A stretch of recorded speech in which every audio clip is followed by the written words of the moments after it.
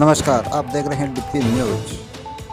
ग्राम पंचायत मोतीसरा में एसपीएल और मित्तल पाइपलाइन की ओर से मॉक ड्रिल का हुआ आयोजन, जिसमें विभिन्न प्रकार की गतिविधियों का आयोजन हुआ। इस दौरान तहसीलदार, रेवेन्यू इंस्पेक्टर सहित एसपीएल और मित्तल पाइपलाइन के प्रमुख पदाधिकारी और कर्मचारी मौजूद रहे। मॉक ड्रिल में बताया गया है कि किस प्रकार आपातकालीन पानी का फवारा, ये तेल का फवारा है, वहाँ पे साइड पे ऑब्जर्व हो रहा है। उसको देख के जो जेसीबी ऑपरेटर है और उसका सुपरवाइजर है, दोनों जगह से तुरंत भाग गए और वहाँ पे एक गाड़ी को सुरक्षित दूरी पे वहाँ पे रख के दोनों मेन रोड की तरफ निकल रहे हैं। और जो उनका सुपरवाइजर था, उनको वहाँ पे जाते वक्त अपने मोबाइल से वो डायल कर रहे हैं किसी इमरजेंसी कॉन्टैक्ट के लिए या किसी मदद के लिए, क्योंकि पाइपलाइन में अलग हर एक लोकेशन पे इमरजेंसी कॉन्टैक्ट जो टोल फ्री नंबर है हमारा 23180023321448 ये डिस्प्ले किया हुआ है, ताकि कोई भी अगर पासर बॉय है या फिर नजदीकी देखने वाला है जो इमरजेंसी को देख के या तेल का रिसाव देख के हमें हमारे कंट्रोल रूम को सूचित कर सकता है। तो हमारा जो ऑपरेशन कंट्रोल रूम है इस पे क्योंकि तुरंत ही एलडीएस का अलार्म भी एक्टिवेट हुआ था तेल के रिसाव पे और टोल फ्री नंबर से कॉल भी आया था, तो एक ऑपरेशन रूम को कंफर्मेशन हो गया कि वहाँ पे एक्चुअल में कोई इमरजेंसी है। चैनल नंबर 475 पे विलेज मोतीसरा पे ऑयल लीक हुआ है, तो आप टीम लाइन अप करिए। ठीक है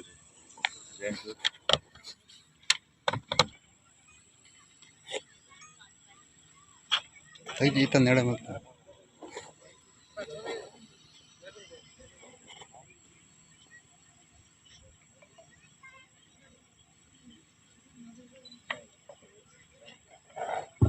हेलो, अभी तेल का रिसाव कंटिन्यू चल ही रहा है। अपना चैनल नंबर 475 विलेज मोतीसरा में ऑयल लीक हुआ है। मूव करो, साथ में क्यूआरटी भी पहुंच रही है आपके साथ में, तब तक आप वहाँ पे सिक्योर करके रखना।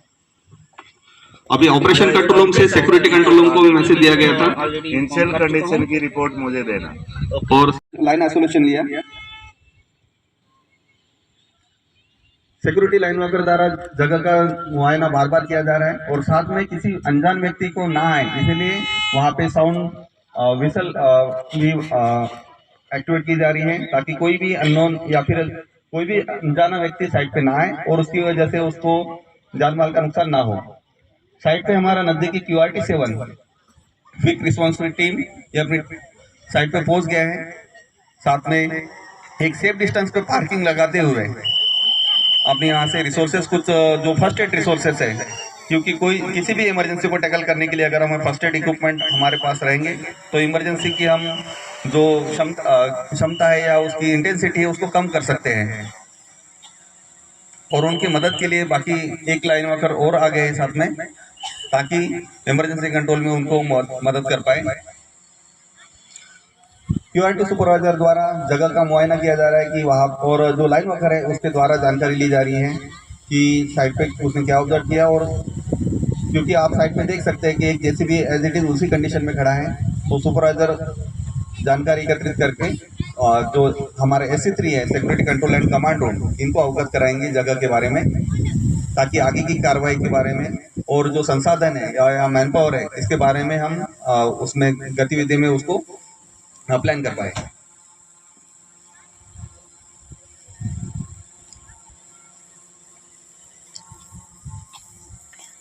सिक्योरिटी क्यूआरटी व्हीकल में रेड फ्लैग्स, ट्रैफिक कोन, ट्रैफिक कॉशन साइन, टेप और फायर एक्सटिंग्विशर कर रहे हैं, ताकि कोई भी अननोन बंदा या नया बंदा साइड पे ना आ पाए और उसकी वजह से उसको दिक्कत ना हो।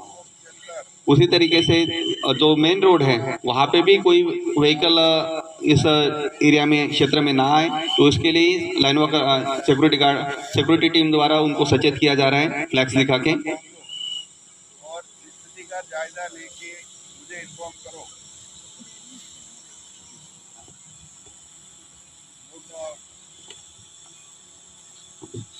इस दौरान हमारे सरपंच साहब का भी आगमन हो गया है मोतीसरा से। अरे तो मैं अखिलेश कापरा साहब को अनुरोध करूंगा कि सरपंच साहब का स्वागत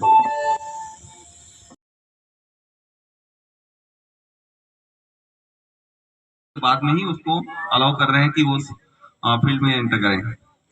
maintenance team, pipeline maintenance team site पे आ गई है और जो पाइपलाइन इंचार्ज है उनके द्वारा उनकी सूचनाएं दी जा रही है कि वहाँ पे आपको अरेंजमेंट, जो संसाधन है उसका अरेंजमेंट के बारे में, साथ में एक मेंटेनेंस स्ट्रेटेजी है, क्योंकि हम किसी की अगर तैयारी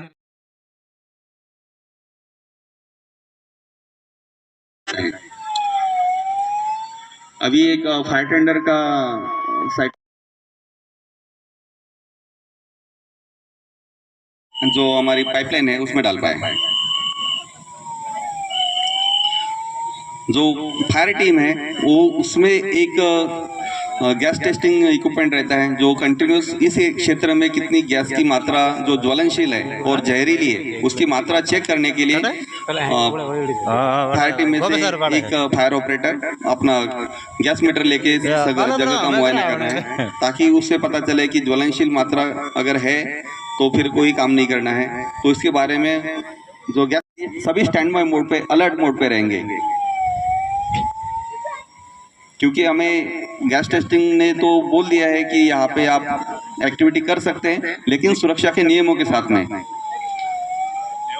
क्योंकि जहाँ पे हम सुरक्षा के नियमों की अनदेखी करेंगे वहाँ पे हमें दुर्घटना के द्वारा ही उसको भुगतान करना पड़ेगा। तो इसीलिए मेंटेनेंस एक्टिविटी के दौरान सुरक्षा सर्वोपरि है।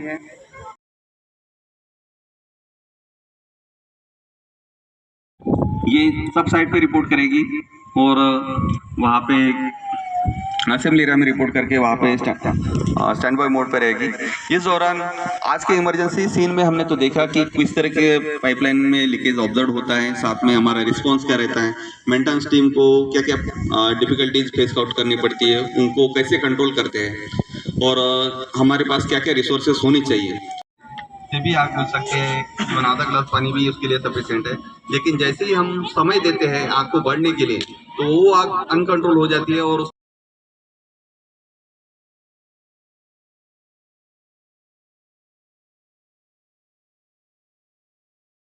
संभव है और साथ में जान माल की भी हानि कम हो सकती है। अभी ये जो डेमोन्स्ट्रेशन दिया गया है इसमें एक फायर एक्सटिंग्विशर का ऑपरेशन बताया गया है और साथ में ये दिखाया जा रहा है कि फायर एक्सटिंग्विशर सफिशिएंट नहीं हुआ, फायर एक्सटिंग्विशर उतना कारगर नहीं हुआ आग बुझाने के लिए। तो उसके बाद में हमारा अगला मूव क्या रहेगा, हमारे पास और कौन सा संसाधन है जिसकी वजह से हम फोम इस्तेमाल किया जाता है। ये फोम एक झाग की तरह रहता है, जैसे हम कपड़े धोने के लिए सर्फ का इस्तेमाल करते हैं उस तरीके से झाग रहता है। ये झाग तेल से हल्का रहता है, तो तेल के ऊपर एक ये ब्लैंकेट बना देता है और उसकी वजह से जो तेल जो आग को लगने के लिए जो ऑक्सीजन चाहिए वो नहीं मिल पाता और तेल के ऊपर एक इसकी लेयर बन गई फोम की, तो झाग की, तो उसकी वजह से वहाँ पे आग बुझ जाती है।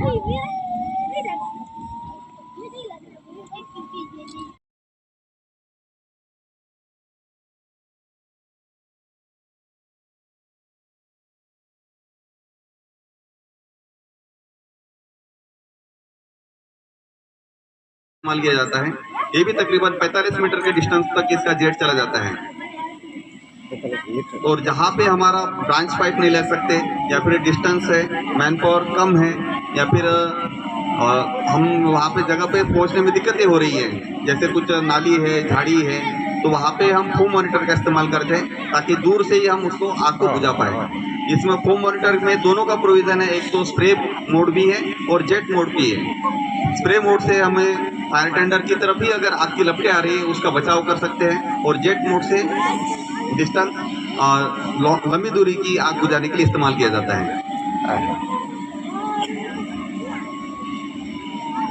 और ये जो प्रेशर है इसमें मॉनिटर में 7 kg का प्रेशर है, तो किसी भी ठोस सतह पे अगर इस प्रेशर को मारते हैं तो उसकी वजह से प्रेशर से नुकसान भी हो सकता है। तो इसलिए वहाँ अगर ऐसी हल्की बौछार करनी है तो वहाँ पे जेट को हमेशा ऊपर रखा जाता है ताकि नीचे जो ज़मीन है उस या फिर कोई मशीन होगी या साधन होंगे उनको नुकसान ना हो। तो इसलिए जेट को 45 डिग्री के एंगल पे टारगेट किया जाता है ताकि पानी की हल्की बौछार चले। ये तरीका इस्तेमाल खास सभी अतिथियों से कि जो हमारा रिस्पांस टीम है, इमरजेंसी टीम से, इनके बारे में फीडबैक के लिए असेंबली एरिया बता रहे सभी लोग, सभी अतिथि को अनुरोध है।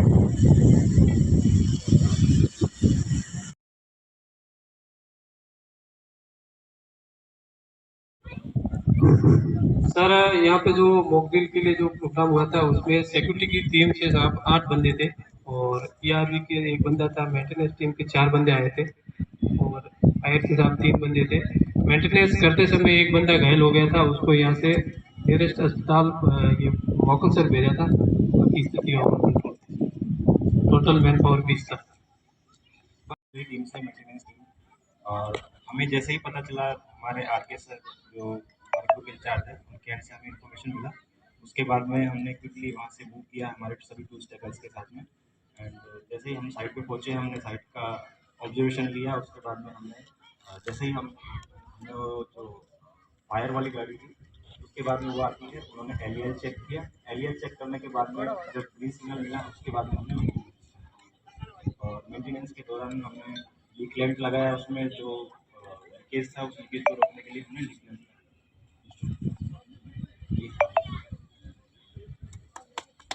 हो गया तो इमरजेंसी एरिया में व्हीकल वगैरह लेके आए थे। तो हम व्हीकल लेके आए थे और फिर साइट के हिसाब से लोकेशन को देख के गाड़ी वगैरह ले आया। उसके बाद हम फायर एक्सटिंग्विशर को विंड की डायरेक्शन के हिसाब से हमने फायर एक्सटिंग्विशर लगाया और हॉज वगैरह बिछाए।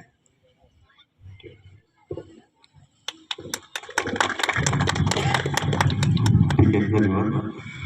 मैं अभी जो रेस्क्यू टीम है, रेस्क्यू टीम से मैं अनुरोध करूंगा कि उनका कुछ साइट ऑब्जर्वेशन।